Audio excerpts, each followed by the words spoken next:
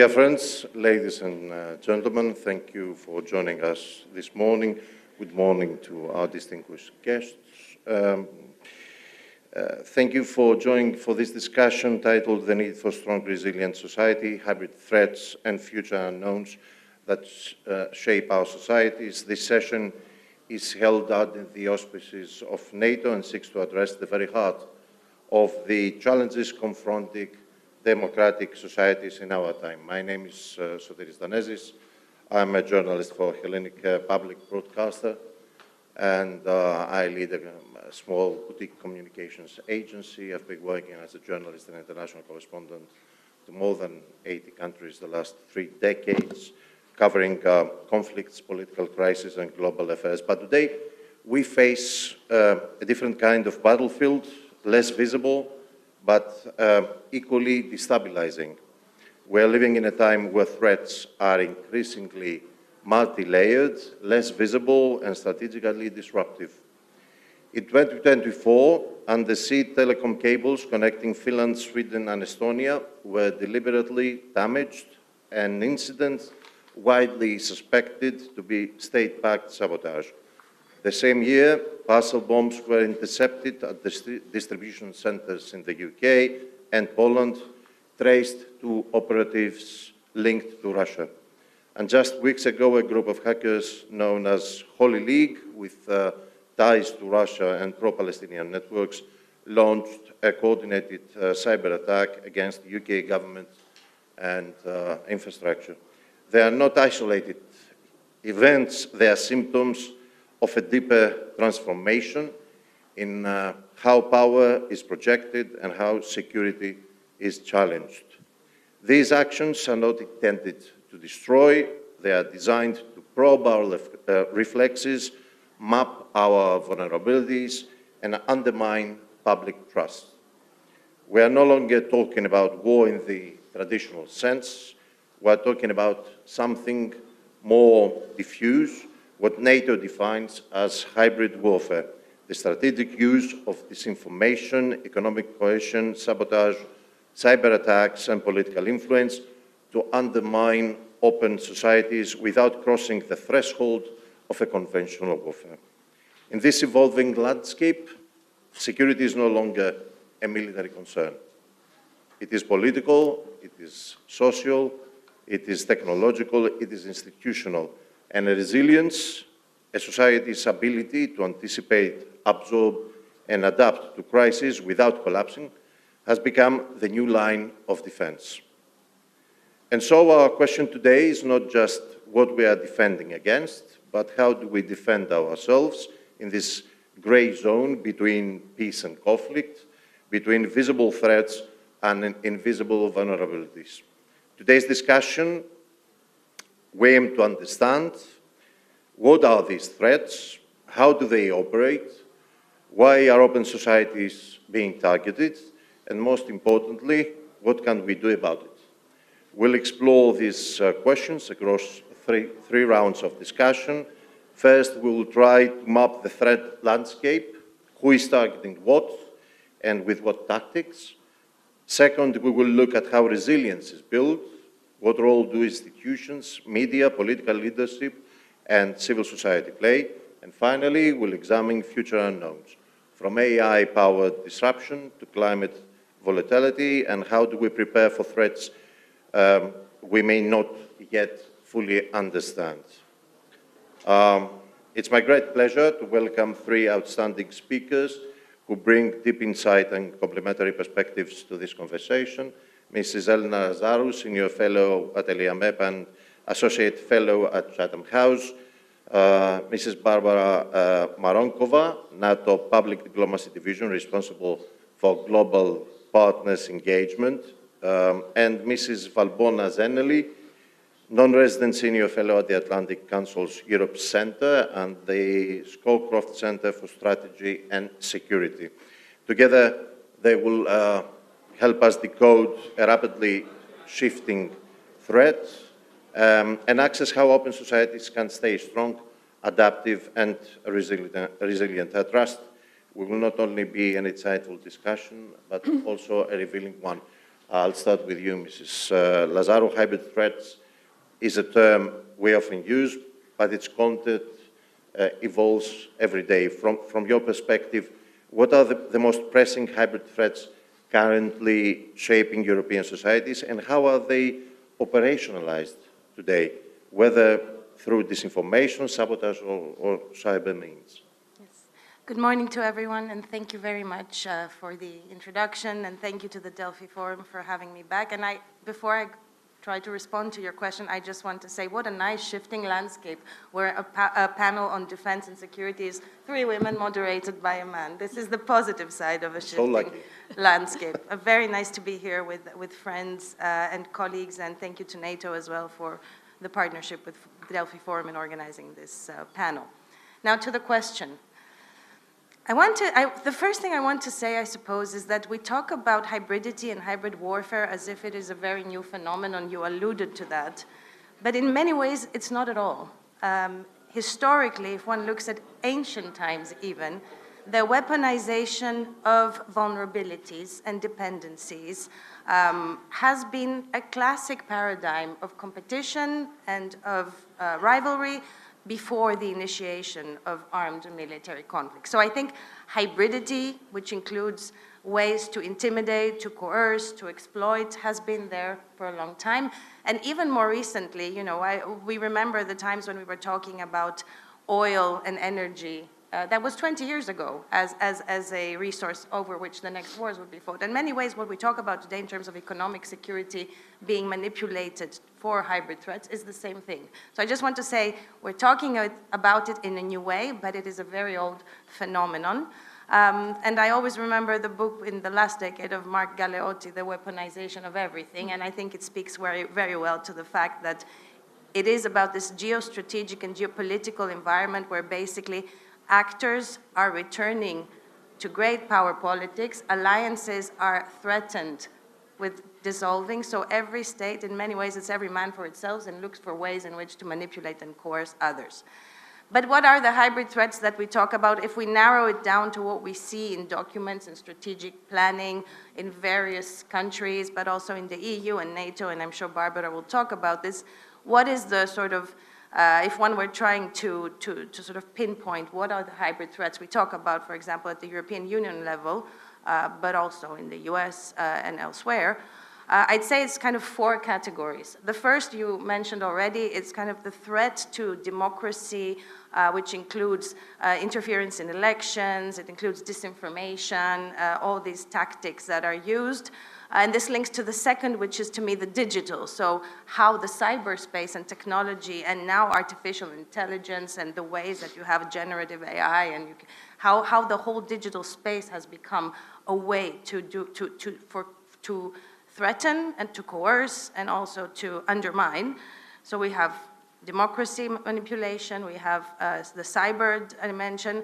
And then there is the whole economic security dimension of hybridity. So it's sort of acquisition of critical infrastructure, manipulation of critical infrastructure, but also weaponization of dependencies on critical raw materials, supply chains, and of course, here, the acquisition of mines is also relevant, and we see this manifesting itself in all the regions where we have critical raw materials, from the Congo to Greenland to parts of Central Asia. So that economic dimension. And then finally, I would say there is a 4th dimension, which is linked to the manipulation of climate change and of health. So climate and health have become 2 domains where you see phenomena of sort of using hybrid methods to take advantage of climate change or climate change related vulnerabilities.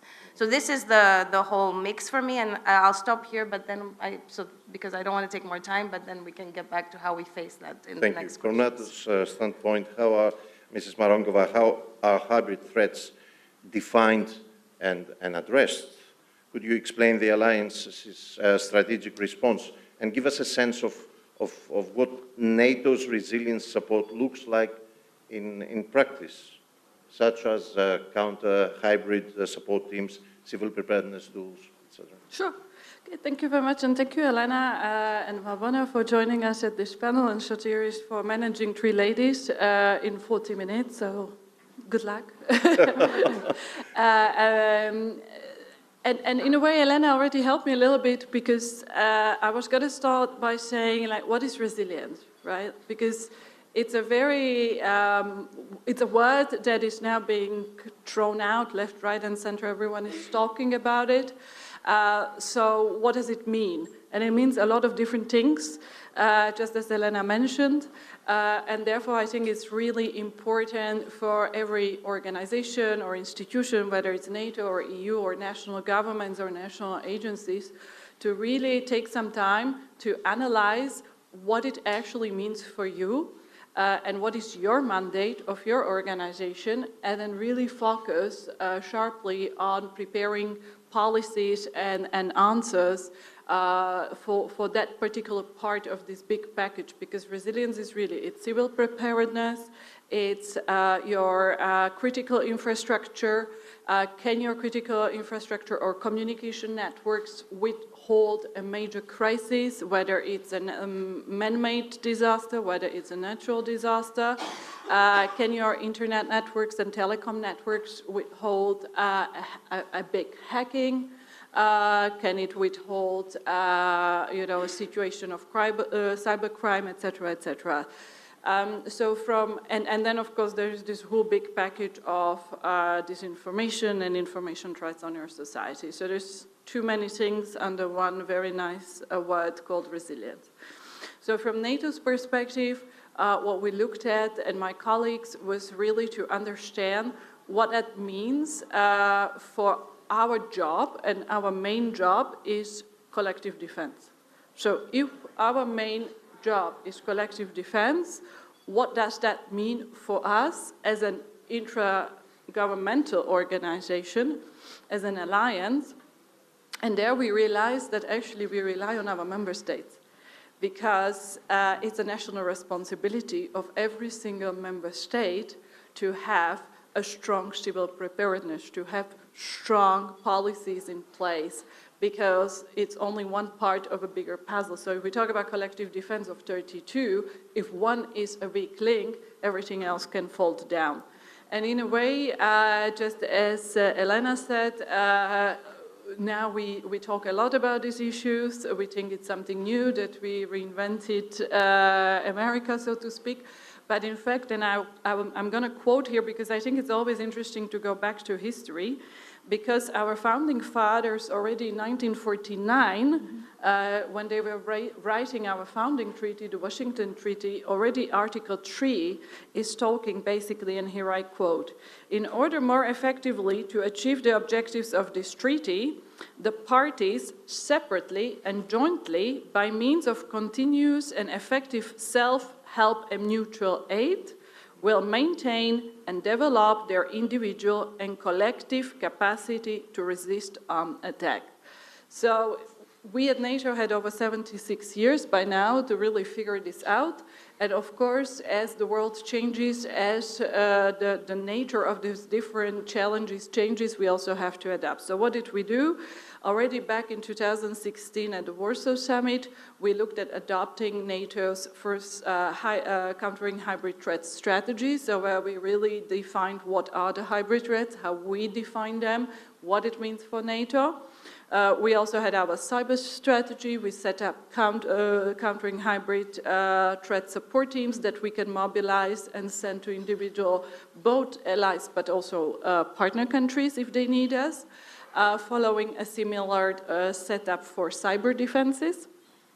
But then we also, for example, changed a committee, which used to be for many years a civil emergency and preparedness committee, and we changed it into a resilience committee.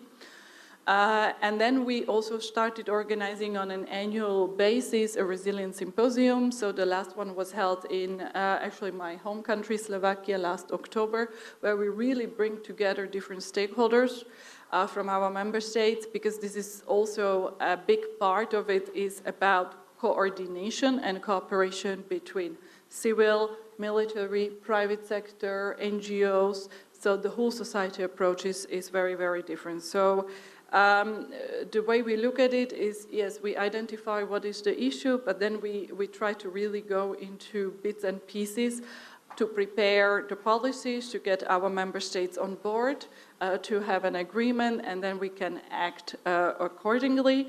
And yes, there are many, many examples of what we do in concrete terms, but maybe I can leave it for the second round. You talked about resilience and also about collective and individual preparedness, but also hybrid threats don't operate in a vacuum, Mrs. Zeneli. They exploit larger geopolitical shifts. What are the risks for Europe's periphery? I mean, the Balkans, Eastern Europe, if these threats are not contained in this part of the region? Well, thank you very much. I'm very delighted to be part of this panel. Thank you for being here also, and to Delphi for inviting us. When the second invasion of Ukraine happened in February 2022, I was part of a group, Barbora knows that, that we were giving some recommendations for NATO's new strategic concept. And so part of the conversations for over 1 year was like, what are the hybrid threats? How do they affect our societies, etc. But I think from the second invasion of Ukraine, I think there are some other lessons that we got for at least, for the Euro-Atlantic, from the Euro-Atlantic perspective, for Europe too. The first one is that, as both Barbora and Elena mentioned, hybrid tools have always, hybrid threats have always existed. It's just the scale and the speed that we're seeing those nowadays that are playing out, and also in this era of great power competition. So my personal 4 lessons will be that first, hard power matters. Second, borders in Europe can be changed by force. The third one is that Russia is intent on expanding its strategic competition and actually disturbing and damaging functions of our societies, and both Elena and Barbora mentioned those. The fourth one is that really China's assertiveness in the global economy, but also the military capabilities that they are increasing, are, intent of changing the norms of how our free markets work. And then the last one is the Chinese-Russian cooperation, how we're seeing these no-limits partnerships. So I think this is very important to understand, that when we talk about all these hybrid threats, it's not something abstract. It really can serve all what Elena mentioned: disinformation, economic coercion, weaponization of energy, weaponization of migration, that actually, can be precursors to real overt conflict. And we saw that in Europe. I mean, it's not business as usual. Over the last 2 years, we cannot have the same, speeches that we used to have regarding, threats in general. So it's much more, touchable now. So I think that NATO and European and Euro-Atlantic institutions actually are operating now in a new volatile age of disruption, where we have all those challenges mixed together. And then you mentioned, the periphery of Europe. Now, from my perspective, it's not periphery anymore. It's the front yard of Europe, Eastern Europe, or the Western Balkans that used always to be considered the backyard. Also because are becoming testing ground, or have been for a long time testing ground of those hybrid threats.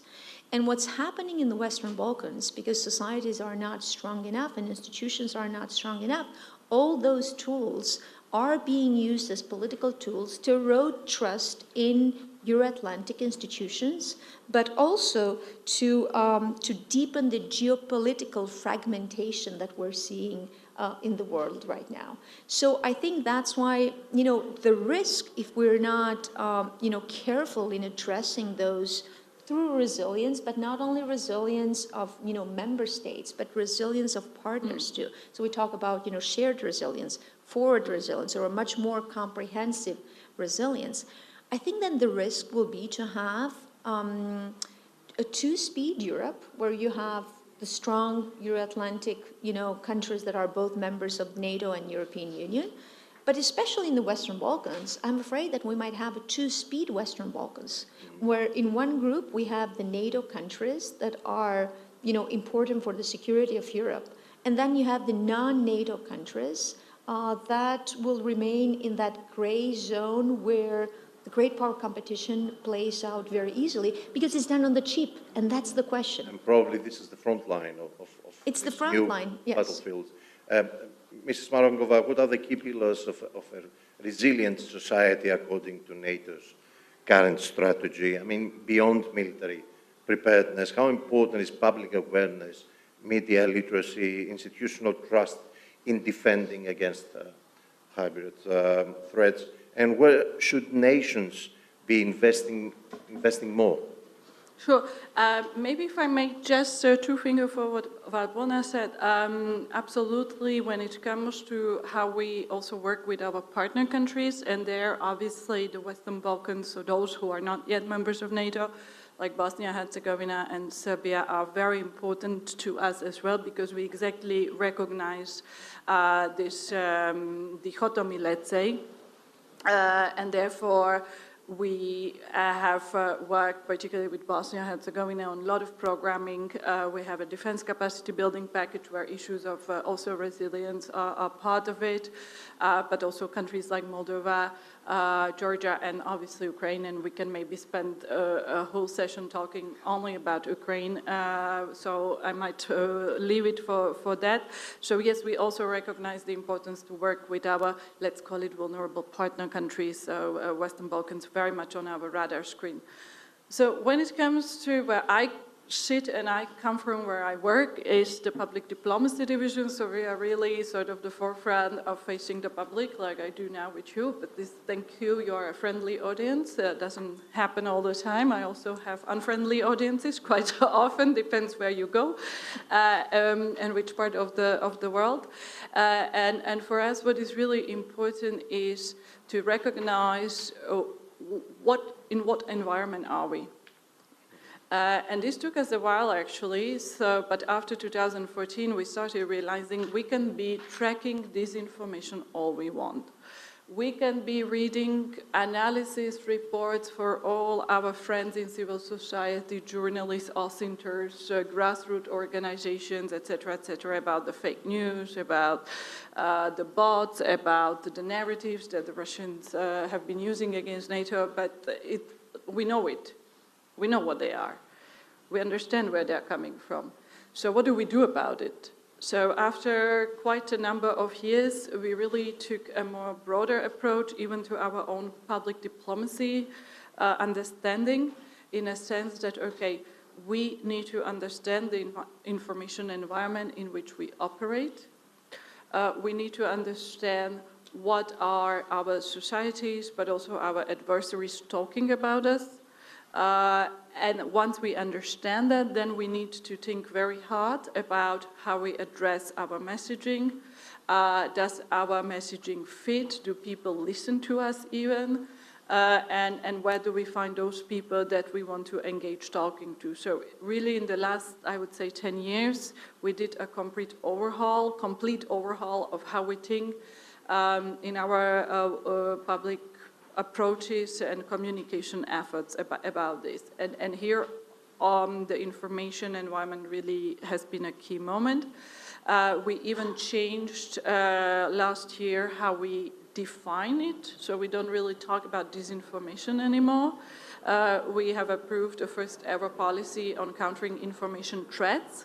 So we really made it larger than just disinformation because, as both Elena and Valbona said, I mean, this is not just some disinformation that someone wants to put out because they don't like you. This is really part of the broader, bigger active measure campaigns, influence operations. So we cannot be naive about this anymore. So that's another important step. We mobilized our member states. We created new networks with our capitals, with the communication directors of the ministries of defense and ministries of foreign affairs and even chiefs of staff, etc., because we feel we really need to have this strong network who can help us to spot whatever is out there in the information space, which might create a story. And anyone, and you are a journalist, there are other journalists in the room, you know very well what it's like. There might be one small information that gets out, and then the story takes life of its own, and it just goes on. And you cannot catch it anymore. So we have to be prepared even before this becomes an issue. So this is one part of what we started doing. And then, of course, the second issue is so understanding your environment, having the networks who can mobilize and who can quickly get into a reactory mode. And the third one is obviously working with civil society, forging these partnerships with civil society, academia, universities, and really working around the clock in preparing also our societies. Understanding the environment is probably the most important thing. If you want to start to address the problem. May I just add something Yes, here, sure. actually? No, it's so important what you're saying, because I believe public diplomacy needs to be the core of everything that NATO does, as part of, not only recognizing, but also communicating with the public. And I would add here also the importance of working with businesses and understanding, how that works, but also I think, it's a complete new generation of people that I think, they understand better the NATO language also when we talk about hybrid threats. So we go back to the conversation because they are more concerned about climate change, they are more concerned about, migration and other issues that are our current challenges. Let's talk about democratic institutions and how economic strength is resisting to manipulation. In a polarized world and a polarized information environment, how can societies safeguard cohesion and trust, and especially when exposed to hostile narratives or external political interference? Mm-hmm. No, that's a very good question. I think we were starting talking about great power competition, and I think more and more we're witnessing that great power competition is centering also over forms of governance. And so here I would like to bring the conversation also on the importance of democracy. I think we have this bipolar perspective right now in the world between democracies and autocracies. And unfortunately, in many cases, autocracies are selling it this form of governance as efficient because they can marshal resources more quickly, take decisions more quickly, and it looks like they're more responsive to the needs of their societies. And so, and they're also very good through using all those tools in exploiting seams in our societies that are not resilient enough, actually, and create those divisions.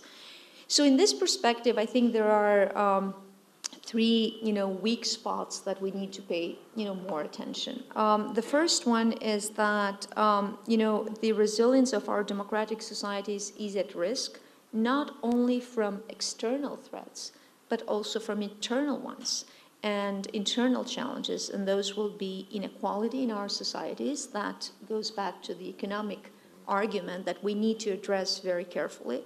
The second one will be disillusionment that the people feel that they are left behind from globalization, and they see themselves as losers of globalization, but also somehow even in some countries stagnations of institutions. So those are all risks that need to be addressed.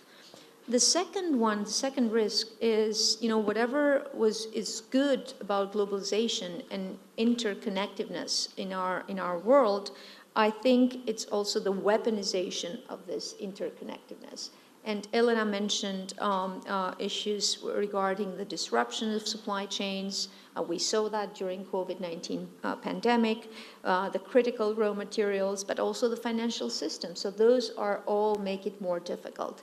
And then the last point I would say is really, the climate change, but also what the climate change brings in terms of migration, in terms of water, in terms of food security, and all those are part of what we call now economic security, which is a term that's coming back. It was absent for many years from our vocabulary, but I think it's very relevant. It is very relevant, and economic security actually it is national security, because if you do not have prosperity, if you don't have economic growth, if you don't have good economies, then you cannot even pay for your defense.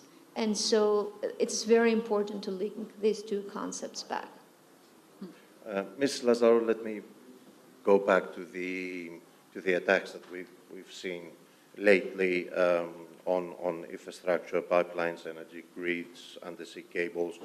What are the strategic goals behind these operations? That's one part of the question. And the other is, do you believe the EU is responding fast and decisively enough to treat critical infrastructure as a security issue beyond traditional military concerns? Thank you. Allow me, before I respond, I want to also comment on a couple of things that Valbona and Barbora have said. So I think it shows that we've had discussions before. Just to say, I'm absolutely, really 100% with Valbona on the fact that the periphery has become actually part of there is no division when you talk about hybridity between the internal and the external. And that's perhaps one phenomenon that is new compared to earlier versions of hybridity, that the interconnectedness now is at its height. Don't forget, this is coming after the era of hyperglobalization. So we're so connected that there is no way to disconnect something from something else and say, this is periphery, this is center. No. And it's interesting on the EU side, because you asked, the first moments of seeing resilience and hybridity in EU documents, for example, the global strategy, it was mostly about supporting the resilience of the neighboring countries, but we see gradually a shift. Now it's all about resilience inside the EU and broadly in the neighborhood, because it is not disconnectable. And the other part I just want to bring in, because of being here in Greece, that there is also the southern dimension of that, of course, because we talked about Russia and about the Western Balkans, but and Barbora was also involved in this NATO South public diplomacy, if I'm not mistaken, and your division is, and there has been also in the NATO context, but also in the EU context, this issue of hybridity and resilience with regard to the Mediterranean space, but also below the Mediterranean or south of the Mediterranean space in Africa, and how that is connected. So we shouldn't forget that dimension either. And then on Barbora's point about disinformation, I think what is very important also in terms of disinformation and communication is that it's not just a tool of hybrid attack, but it is also a megaphone for any other type of hybrid threat. So for example, the way Russia operates, using lawfare, for example, in the northern seas, or economic coercion, or other types of hybrid warfare, and then on top of that, disinformation to amplify this effect has on disrupting societies and their narrative and the narratives they're in. So it is very important to look at that dimension. Now, with regarding your question on the attacks on energy grids and critical infrastructure, I would say that in recent months, if not years, it's become an even more prominent part of any strategy to counter hybrid threats. And what is happening in the Baltic Sea, for example, and the sort of the attacks on communication cables, on energy cables, and the search for attribution, because this is another problem with hybrid threats. Attribution is not as in conventional warfare, where it's very clear. We had the Russian Shadow Fleet ships, which are not Russian-owned, operating there, and then to attribute to the attacker, the menace, there's a whole process that has to be carried out. So it is a very big issue, critical infrastructure and attacks on critical infrastructure. It has been part of the EU's approach to building resilience even before 2022. I think looking at the strategic compass, which was adopted in 2022, but was initiated, the work on it in 2020, already this idea of protecting critical infrastructure, including by screening foreign investment, but also in the physical components and the digital components, has been part of the strategic planning. But perhaps to say that in the most recent response to hybrid attacks, which I think we can see in the Ninisto report that was presented in October, and the recent strategy for a preparedness union, it's a fundamental part of the approach, because the approach is essentially what Barbora mentioned, this whole of society approach. And in that approach, one of the 6 or 7 key dimensions is ensuring operation of essential governance structures. And of course, energy and infrastructure is a big part of that. So it is really key, a key underpinning of the actions to protect and to prepare and to prevent, but also to collect information. And this is why, and I'll finish here because I know I'm taking too much time, but this is also why all of this is also linked to situational awareness, to collecting intelligence, to preventing, preempting, and knowing what the perpetrators are about to do, because then you can, as an actor which is resilient and reacting, have everything in place to how to ensure in emergency situations that you have continuity of government and you ensure that citizens have access to fundamental services like transport, energy, etc. And all that is there in the Preparedness Union strategy, which the Commission has just presented. Mm-hmm.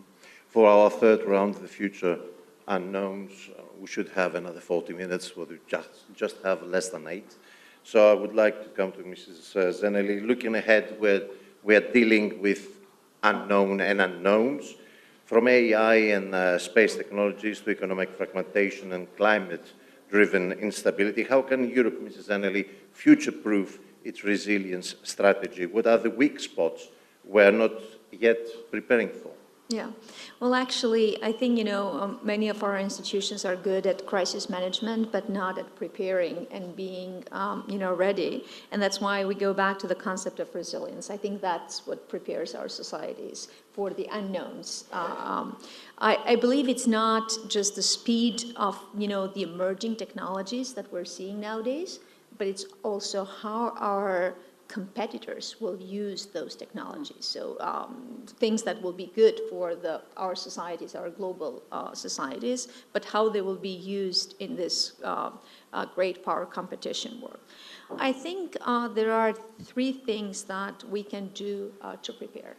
The first one, which was mentioned more times, is comprehensive resilience, going from physical to societal to economic, resilience of democratic processes, which I believe should be at the heart of those processes. I know this is a topic that it's, even at NATO there have been, conversations on that, but, I'm one of those that believe that resilience and democratic resilience should be maybe not another core task of NATO, but should be part of all the other 3 core tasks of NATO in order to be prepared for the unknowns. The second one, and it's also, not only have that, among the allies and not view that from the static perspective, but much more comprehensive and, working together of allies.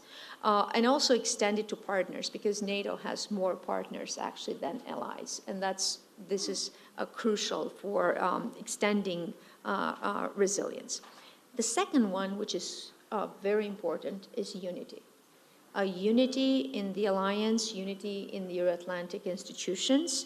So I think it's important for us to pursue and perfect the unity of effort to maintain and exercise the influence that the Western countries have in the rules-based international order.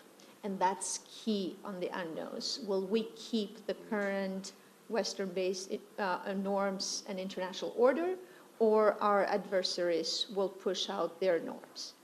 And then the third element is really practice our collective autonomy on the global commons. And that goes, from space, from information, freedom of navigation, cybersecurity.